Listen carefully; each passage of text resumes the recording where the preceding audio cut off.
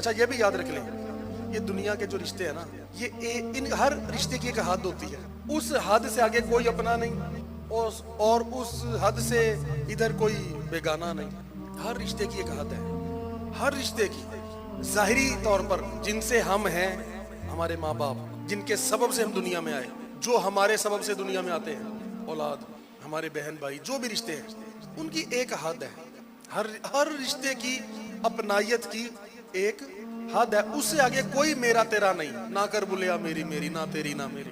سب سے گہرا اور آخری حد جس کی ہے، یا حد شاید ہے ہی کوئی نہیں، وہ صرف ایک رشتہ ہے، پیدا کرنے والے کا اور پیدا ہونے والے کا، جس نے بنایا اور جو بنایا گیا۔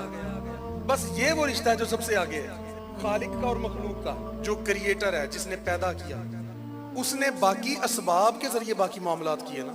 جیسے ہم سب جب نہیں تھے، جب ہم سمجھتے ہیں کہ ہم نہیں تھے، جب سے ہم سمجھتے ہیں کہ ہم نہیں تھے، کسی کی عمر 35 سال، 40، 50، 60، جتنی بھی، اس سے پہلے ہم سمجھتے ہیں کہ ہم نہیں تھے، لیکن ہم تھے، کسی اور فارم میں موجود تھے کہیں پر۔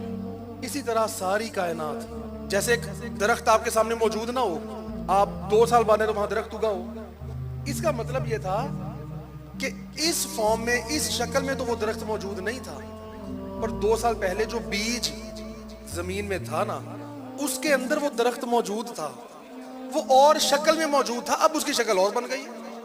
اور جب وہ بیج بھی زمین میں بویا نہ گیا تھا تو وہ کسی اور پھل کے اندر تھا، اور وہ پھل کسی اور درخت میں سے آیا تھا، اور وہ درخت کسی اور بیج میں سے آیا تھا۔ اس کی حد کوئی نہیں۔ جب کوئی حد ملے گی تو واجب الوجود اس مالک کی ملے گی، آخر کار سب کچھ جا کے اس مالک کی ذات پر رک جاتا ہے، ورنہ یہ سرکل کبھی پورا نہیں ہوتا۔ تو سب سے گہرا جو رشتہ ہے نا میرا، وہ بس مالک کا ہے اور بندے کا ہے، بس۔